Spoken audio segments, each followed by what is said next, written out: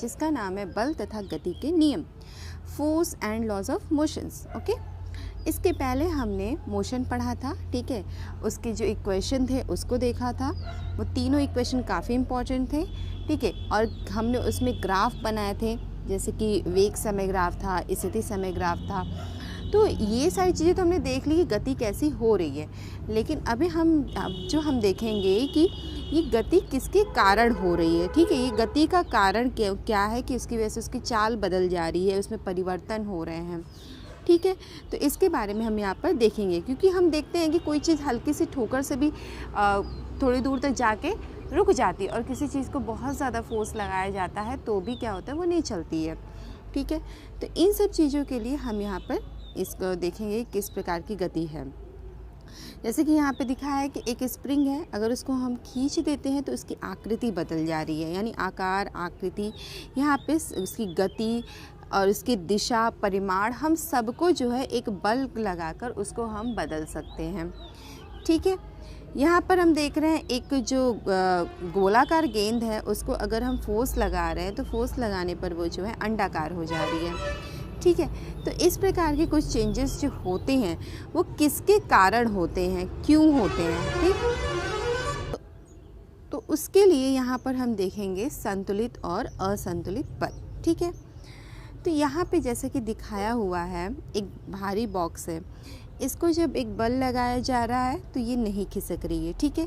यानी कि ऐसा यहाँ पे हो रहा है कि जितना बल इस साइड से लगाया जा रहा है उतना ही बल इस साइड से भी है, इसलिए यहाँ समान बल होने की वजह से यहाँ पे ये जो बॉक्स है नहीं खिसक रही। और जब जोर से यहाँ लगाया तो बल थोड़ा ज़्यादा बढ़ा, लेकिन उतनी ही ज़्यादा बल जो है दूसरे साइड से भी लग रहा है, इसलिए वस्तु यहाँ पे भी नहीं खिसकती है। लेकिन जब यहाँ बल और ज़ोर से लगाते, यानी जो हमने जो बल लगाया वो ज़्यादा हो गया जो दूसरे साइड से बल लग रहा था, और यहाँ पे जो दूसरे साइड से बल लग रहा है इसको हमने पहले पढ़ लिया है, जिसको कि कहते हैं घर्षण बल, फ्रिक्शन फोर्स, जो किसी भी गतिमान वस्तु का जो विरोध करते हैं, जो बल विरोध करता है उसको हम घर्षण बल कहते हैं। क्योंकि कोई चीज़ अगर चलते चलते रुक रही है, यानी उसको कोई फोर्स जो है उसके अपोजिट लग रहा है जो उसको रोक रहा है, तो यहाँ पे भी वही हो रहा है। यहाँ एक फोर्स लगाया जा रहा है इसको आगे पुश करने के लिए, तो यहाँ इसके जस्ट अपोजिट घर्षण बल लग रहा है जो कि यहाँ इक्वल हो रहा है, इसलिए यहाँ पे बॉक्स नहीं आगे जा रही है। लेकिन जैसे ही यहाँ पे हमारा लगाया हुआ फोर्स अधिक हो गया घर्षण बल से, तो ये क्या हुआ, ये आगे बढ़ने लगा, ठीक। तो जैसे कि हम साइकिल चलाते हैं, ठीक है, तो साइकिल चलाने पे क्या होता है, अगर हम पैडल मारना बंद कर देते हैं तो साइकिल धीमे होने लगती है। क्यों? क्योंकि जो घर्षण बल होता है वो गति के दिशा के विपरीत दिशा में कार्य करने लगता है, यानी कि अपोजिट डायरेक्शन में, जिस डायरेक्शन में जो मोशन हो रहा था उसके जस्ट अपोजिट डायरेक्शन में फ्रिक्शन फोर्स लगने लगता है, और गतिमान वस्तु का वो विरोध करता है, यानी उसको रोकता है, ठीक है। तो इस तरह से उसको गतिशील बनाए रखने के लिए हमें यहाँ पे पता चलता है कि अगर बल जो है समान होगा तो वस्तु गतिमान नहीं होगी, लेकिन जहाँ ही बल असमान होगा, यानी बल अगर असंतुलित हो गया तो वस्तु गतिमान होगी। क्योंकि अगर एक भी बल ज़्यादा होगा तो वो वस्तु उसी दिशा में गति करेगी। अगर हमारा बल लगाया कम है और घर्षण बल अधिक है तो वस्तु गतिमान नहीं होगी, लेकिन हमारा बल लगाया हुआ घर्षण बल से अधिक हो गया तो वस्तु गतिमान होगी। यानी कि यहाँ पे हमें असंतुलित बल चाहिए, ठीक है। लेकिन यहाँ पे है कि अगर हम सिर्फ कहें कि असंतुलित बल की आवश्यकता है तो ये बिल्कुल गलत होगा। यानी कि कोई वस्तु समान वेग के साथ केवल तभी गतिशील रह सकती है जब उस पर लगने वाला बल, मतलब बाह्य या फिर घर्षण, संतुलित होते हैं, ठीक है, और वस्तु पर कोई नेट बाह्य बल कार्य नहीं करता है, ठीक है।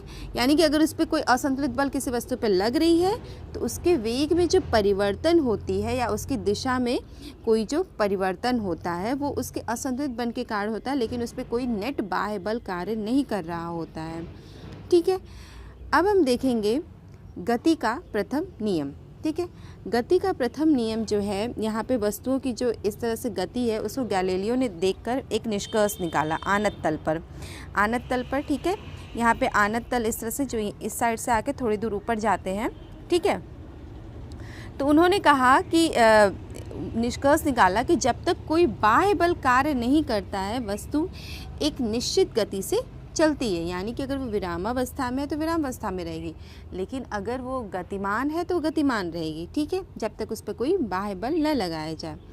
यानी कि जैसे कि यहाँ कांच की गोली ली गई है, ठीक है, इसको जब इस पर लुढ़काया गया है, पहले लुढ़काने पर इसका वेग बढ़ता है, ठीक है, ये वेग बढ़ जाता है, लेकिन जैसे इसको इस साइड इस पर चढ़ना होता है तो इसकी वेग जो होती है घट जाती है, ठीक है। ठीक है, यहाँ पे देखिए जैसे यहाँ बताया गया कि कांच की गोली जब ऊपर की ओर चढ़ती है तो इसका वेग घटता है, ठीक है। तो यानी कि दोनों ओर से एक आदर्श घर्षण रहित आनत तल पर एक गोली स्थिर है, ठीक है। तो गैलीलियो ने यह बताया कि जब कोई गोली को बाईं ओर से छोड़ा जाता है तब वो ढाल पर नीचे की ओर जाती है और दाईं ओर के आनत तल पर उतनी ऊंचाई तक जाएगी जितनी ऊंचाई से उसे छोड़ा गया है, ठीक है, यहाँ से यहाँ। लेकिन अगर हम यही दाईं ओर का ये जो आनत तल है इसको हम कम करते जाएं, ठीक है, इसको कम करते जाएंगे तो क्या होगा कि यहाँ ढाल शून्य हो जाएगा। यहाँ पे जो दाईं ओर से हम इसको कम करते जाए तो गोली जो है वो मूल ऊंचाई उसको प्राप्त करने के लिए बहुत ज़्यादा दूरी तय करनी पड़ेगी, जैसा कि आप यहाँ देख रहे हो, ठीक है। अगर ये आनत तल हम कम करते जा रहे हैं तो इसको यहाँ पे जो कि बहुत ज़्यादा दूरी इसको ऐसे तय करनी पड़ेगी, लेकिन हम यही इसको अगर 36 कर देते हैं तो यहाँ पे ढाल शून्य हो जाएगा और गोली जो है वहाँ पे मूल ऊंचाई प्राप्त करने के लिए 36 तल पर ही लगातार चलती रहेगी, ठीक है। तो इस तरह से यहाँ पे एक रूप बनाए रखने के लिए किसी नेट बल की आवश्यकता यहाँ नहीं होती है, यानी बाह्य बल की आवश्यकता नहीं होती है, ठीक है। ऐसी गति की विपरीत दिशा में लगने वाले घर्षण बल के कारण ही यहाँ पर ये जो बल यहाँ पे जो मोशन हो रहा है वो उसके विपरीत बल के कारण ही हो रहा है, ठीक है। और अगर कोई सरफेस बहुत खुरदरी है तो वहाँ पे बहुत ज़्यादा फोर्स लगाना पड़ता है, लेकिन अगर कोई सरफेस बहुत चिकनी और स्मूथ है तो वहाँ पे जो है फोर्स कम लगाना पड़ता है क्योंकि वहाँ वो फिसलती है। न्यूटन ने बल एवं गति के बारे में गैलीलियो के विचारों के आगे उसको और विकसित करके और निष्कर्ष दिया कि उन्होंने अपने 3 मौलिक नियम प्रस्तुत किए, ठीक है।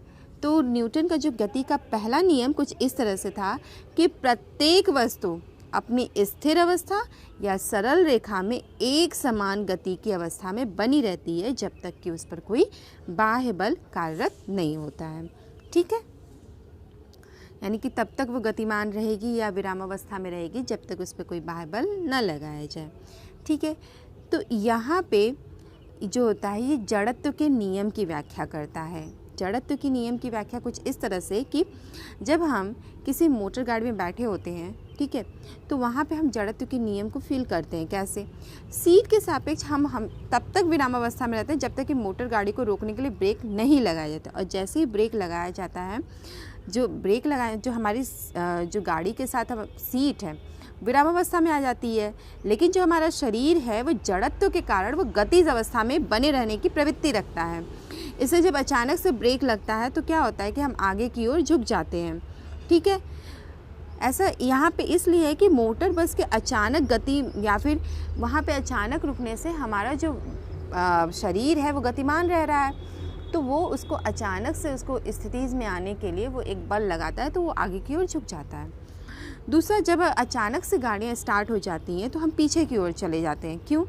क्योंकि जब अचानक से मोटर बस या जो स्टार्ट होता है वो अचानक से गति में आने पर हमारा पैर जो कि बस के फर्श पर होता है वो गति में आ जाता है, लेकिन हमारे ऊपर का शरीर का जो भाग है वो गति में नहीं आता, वो जड़त्व के कारण इस गति का विरोध करता है, यानी वो स्थितिज रहना चाहता है, इसलिए वो पीछे की ओर जाता है, ठीक है। तो यहाँ पे हम जड़त्व के नियम को फील करते हैं।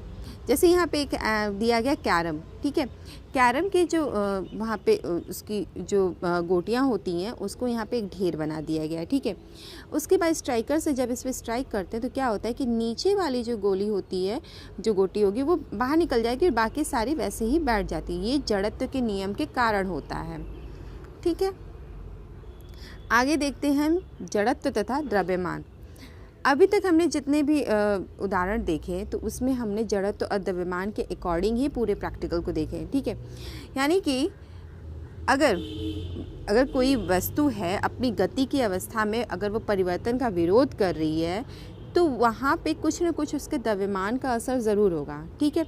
चाहे वो विरामावस्था में हो या गतिशील में हो, वो अपनी मूल स्थिति को बनाए रखना हमेशा चाहती है, ठीक है।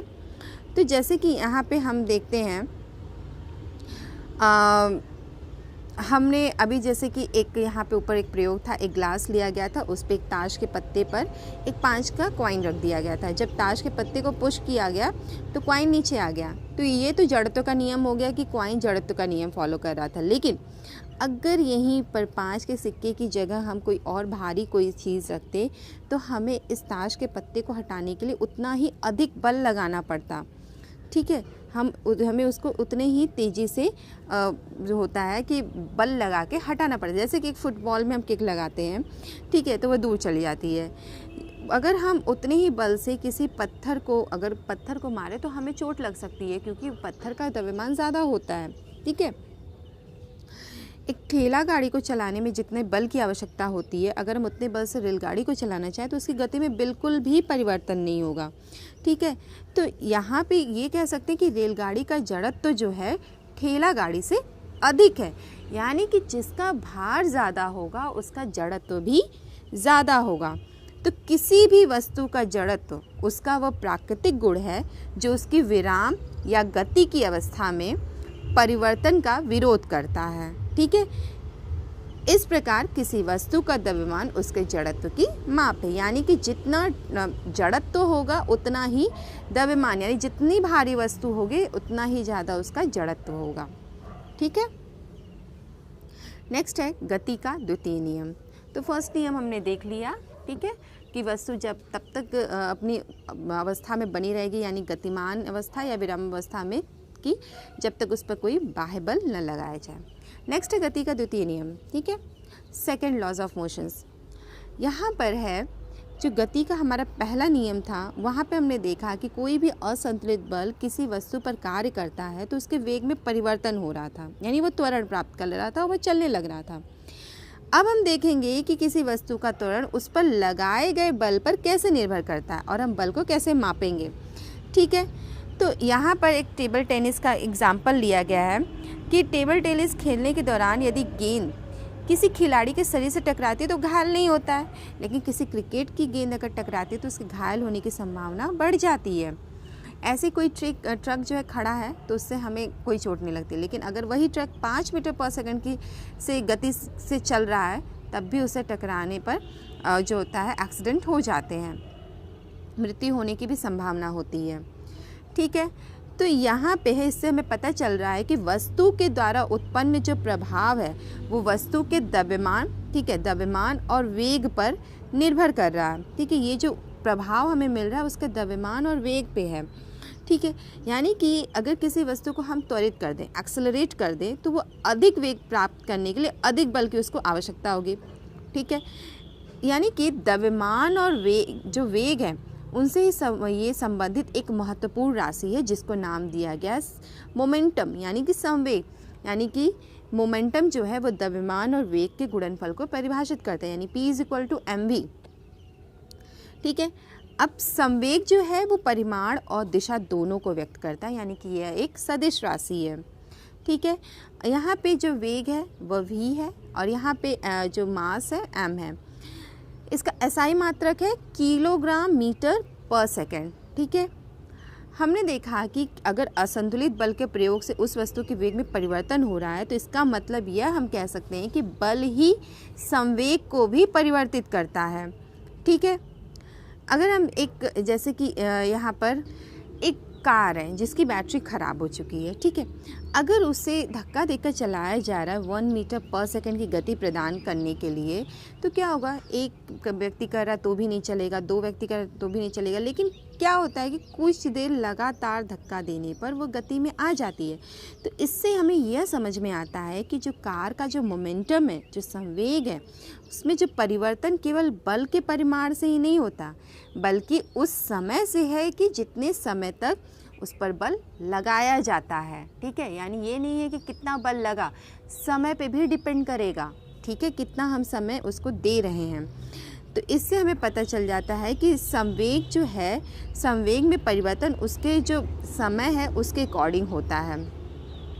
तो गति का द्वितीय नियम हमें यह बताता है कि किसी वस्तु के संवेग में परिवर्तन की दर उस पर लगने वाले असंतुलित बल की दिशा में बल के समानुपातिक होता है, यानी जितना ज़्यादा हम टाइम देंगे उस संवेग में परिवर्तन उतना असंतुलित बल जो होगा लग के और वस्तु जो होगी गतिमान होगी। ठीक है, अब इसका गणितीय गणना की गई है। ठीक है, तो गणितीय गणना करके इसका जो फॉर्मूला निकाला गया है, यहाँ पे मास यानी द्रव्यमान को m से और प्रारंभिक वेग को स्मॉल u से, टाइम स्मॉल t, बल कैपिटल F, वेग v। ठीक है, यानी v ही जो होगा वो अंतिम वेग के लिए होगा। तो हमें पता है कि प्रारंभिक वेग होगा p1 = mu और अंतिम वेग होगा p2 = mv।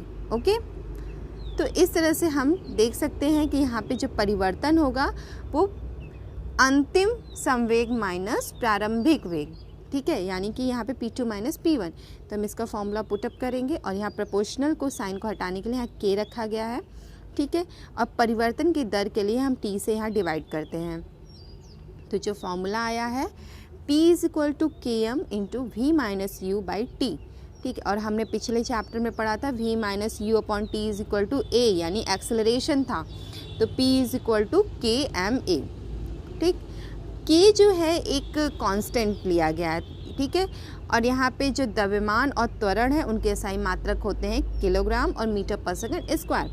तो इस तरह से यहाँ पे जो बल का मान हो जाता है, बल का मात्रक, तो यहाँ K को हम सबसे पहले 1 मान लेते हैं। ठीक है, तो यहाँ पे हो जाएगा इसका किलोग्राम मीटर/सेकंड², जो कि हम इसको इससे F = m में यानी किलोग्राम मीटर/सेकंड² बल का मात्रक हो जाएगा। इसे न्यूटन भी कहते हैं, बल का मात्रक न्यूटन भी होता है, इसे आइजैक न्यूटन के नाम पर रखा गया है। ठीक है, जिसे कि कैपिटल N द्वारा प्रदर्शित किया जाता है। ओके, अब देखते हैं कि गति के जो द्वितीय नियम का हम प्रयोग है अपने दैनिक जीवन में अक्सर देखते हैं। जैसे कि क्रिकेट मैच में क्या होता है कि तेज़ गति से गेंद आ रही होती है, तो उसे जो हम कैच करते हैं तो उसमें क्या होता है कि हम हाथ को पीछे की ओर ले जाते हैं। ठीक है, यहाँ जो हाथ को पीछे की ओर ले जाने से हम उसके वेग को जो है शून्य करने में अधिक समय देते हैं। ठीक है, वहाँ अधिक समय लगता है, जिससे उसके संवेग में जो होता है बदलाव आ जाता है, उसकी दर में कमी आती है। ठीक है, इस कारण से जो तेज़ गति से गेंद आ रही होती है उसका प्रभाव जो है हाथ पे कम पड़ता है और हमें चोट नहीं लगती। और अगर हम गेंद को अचानक से रोक लें तो क्या होगा, तीव्र गति से गेंद आ रही होगी, उसका वेग जो होगा बहुत कम समय में शून्य होगा। ठीक है, तो यहाँ पे जो संवेग में परिवर्तन की दर अधिक होगी। ठीक है, तो यहाँ पे हम अगर परिवर्तन की दर अधिक कर दे रहे हैं और कैच को जो है लपकने में तब हमें अधिक बल लगाना होगा। इससे क्या होगा कि खिलाड़ी के हाथ पे चोट लग जाएगी, यानी हम उसको जितने देर में उसके वेग को शून्य करेंगे उससे चोटिल होने की संभावना कम होगी। ठीक है, इसी तरह यहाँ पे कोई खिलाड़ी जो ऊंची कूद करते हैं तो वहाँ पे कुशन या बालू के जो चीज़ें लगा दी जाती है, तो इससे उनके जो गिरने के समय को वहाँ पे बढ़ाने के लिए, ठीक है, इससे उनको चोट नहीं लगेगी। तो गति के द्वितीय नियम का जो गणितीय सूत्र करके यहाँ पे जो बताया गया था वो हमें प्राप्त हुआ था F = ma। तो इसको हम यहाँ पे लिख सकते हैं F = m v - u/t। ठीक है, तो यहाँ पे इससे इसको सॉल्व कर लिया गया और हमें पता है कि जब F अगर 0 होगा, यानी कोई बल कहीं पे 0 लग रहा है, तो किसी भी समय पर यानी कि T, यहाँ T भी 0 हो जाएगी, तो V यहाँ पे ये दोनों इक्वल हो जाएंगे क्योंकि M भी = mu हो जाएगा। ठीक है, तो यहाँ पे V = 0, mm कैंसिल आउट हो जाएंगे, यानी कि वस्तु समान वेग u से चलती रहेगी। यानी यदि u 0 होगा तो v भी 0 हो जाएगा और वस्तु जो कि विराम अवस्था में आ जाएगी। यहाँ एक क्वेश्चन सॉल्व कर लेते हैं। ठीक है, क्वेश्चन है कि एक 5 किलोग्राम द्रव्यमान वाली वस्तु पर 2 सेकंड के लिए एक नियत बल कार्यरत होगा। यह वस्तु के वेग को 3 मीटर/सेकंड से बढ़ाकर 7 मीटर/सेकंड कर देता है।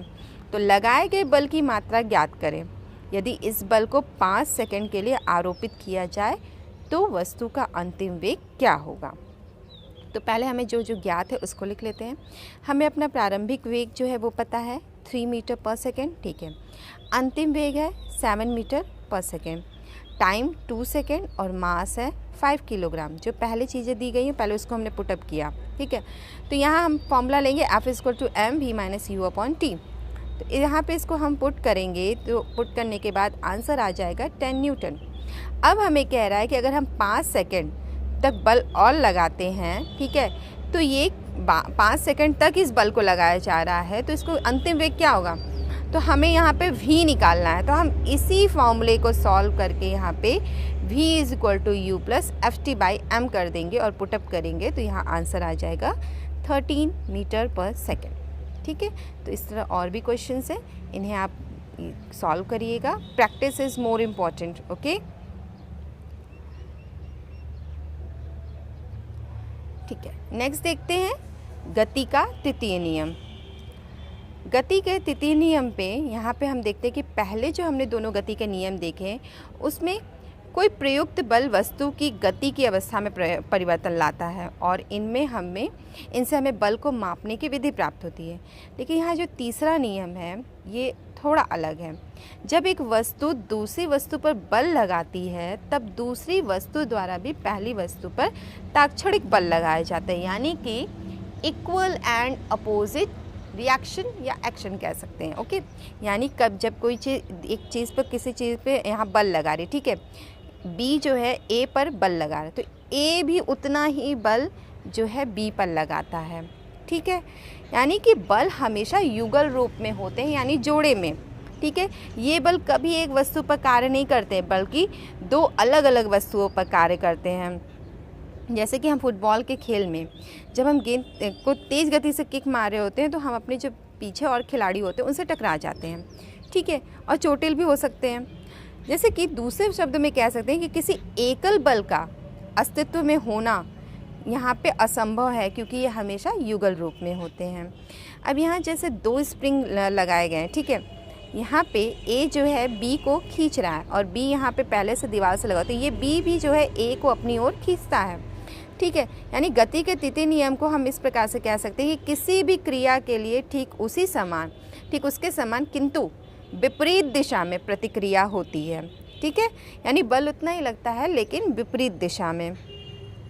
ठीक है, तो यहाँ पे है कि हम अगर विश्राम की अवस्था में हैं और सड़क पर चलना प्रारंभ करते हैं तो द्वितीय नियम के अनुसार इसके लिए एक बल की आवश्यकता होती है जो कि हमारे शरीर में त्वरण उत्पन्न करता है। लेकिन तृतीय नियम के अनुसार क्या कहता है कि हम जब पृथ्वी पे पैर से जब चल रहे होते हैं तो सतह को पीछे की ओर ढकेल रहे होते हैं। ठीक है, पुश कर रहे होते हैं, तो सड़क पर भी आपके पैर का जो होता है उतना ही बल विपरीत दिशा में लगता है जिसके प्रभाव से हम आगे बढ़ते हैं। ठीक है, उसी प्रकार यहाँ बंदूक की गोली होती है, जब ये आगे की तरफ इसमें से निकलती है तो ये अपने जस्ट अपोजिट एक पीछे की तरफ भी बल लगता है। ठीक है, यानी आरोपित प्रक्षेपित बल। ठीक, अब हम देखते हैं संवेग संरक्षण। ठीक है, संवेग संरक्षण क्या है।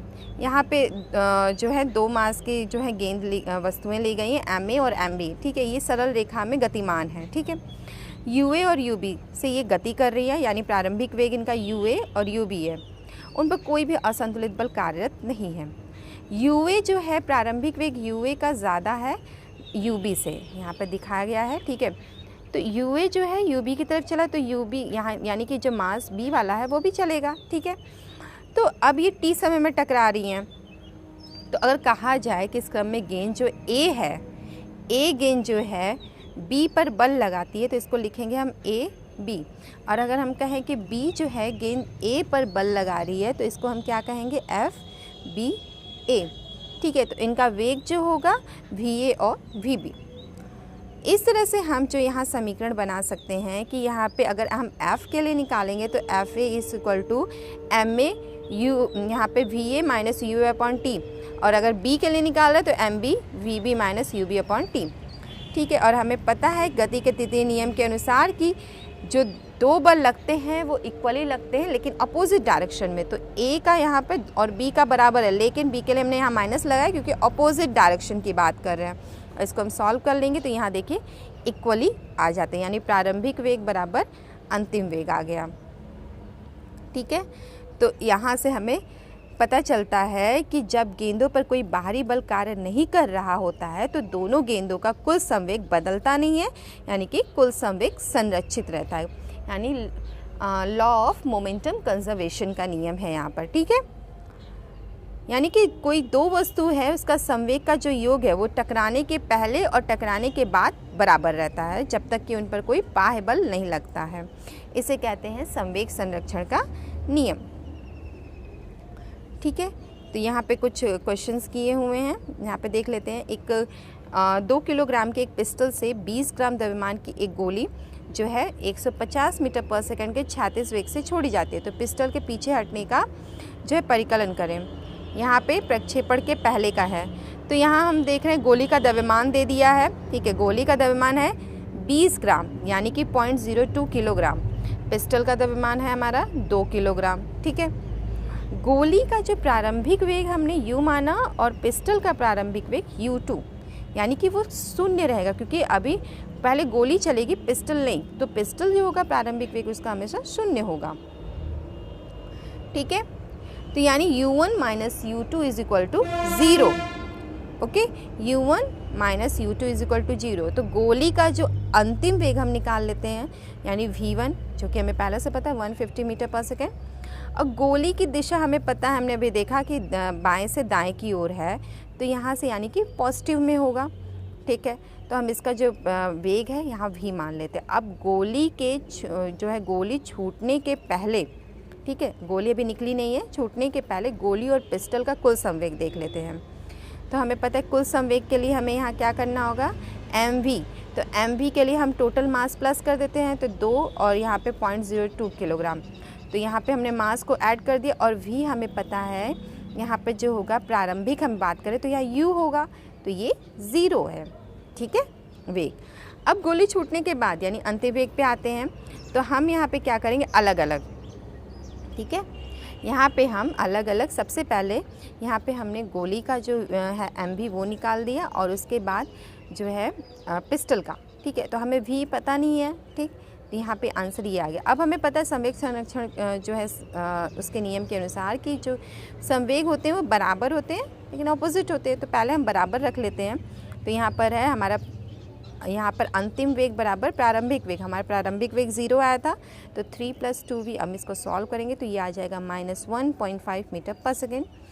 ठीक है, तो इससे हम यहाँ पर ऋणात्मक चिन्ह यह बताता है कि पिस्टल गोली के विपरीत दिशा में अर्थात दाएं से बाईं ओर प्रतिक्षेपित होगा। ठीक है, और भी क्वेश्चंस हैं, इसको आपके लिए है। ठीक है, आप करिएगा। तो ये रहा हमारा आज का चैप्टर। हम आज देख लेते हैं मेन पॉइंट्स। गति का प्रथम नियम क्या था कि वस्तु अपनी विरामावस्था या फिर सरल रेखा पर एक समान गति की अवस्था में तब तक बनी रहेगी जब तक कोई उस पर असंतुलित बल कार्य न करे। वस्तुओं द्वारा अपनी गति की अवस्था में परिवर्तन का प्रतिरोध करने की प्रवृत्ति ही जड़त्व कहलाती है। किसी वस्तु का द्रव्यमान उसके जड़त्व की माप है। ठीक है, उसको हम किलोग्राम में बताते हैं। घर्षण बल सदैव वस्तु की गति का विरोध करता है। गति का द्वितीय नियम, किसी वस्तु के संवेग परिवर्तन की दर वस्तु पर आरोपित असंतुलित बल के समानुपाती एवं बल की दिशा में होती है। बल का SI मात्रक किलोग्राम पर मीटर पर सेकंड स्क्वायर है, इस न्यूटन भी है। ठीक है, जिसे n से करते हैं, 1 न्यूटन बराबर 1 किलोग्राम द्रव्यमान की वस्तु में 1 मीटर पर सेकंड स्क्वायर का त्वरण उत्पन्न होता है। वस्तु का संवेग जो है उसके द्रव्यमान और वेग के गुणनफल होता है, P = mv यानी कि किलोग्राम मीटर पर सेकंड। ठीक है, और गति का जो तृतीय नियम है वो है प्रत्येक क्रिया के समान एवं विपरीत प्रतिक्रिया होती है। ये दो विभिन्न वस्तुओं पर कार्य करती है और किसी विलग निकाय में कुल संवेग संरक्षित होता है। तो ये रहा हमारा आज का चैप्टर। हमारा वीडियो कैसा लगा हमें ज़रूर बताइएगा और इसे लाइक, शेयर और सब्सक्राइब भी ज़रूर करिएगा। Thank you, have a good day.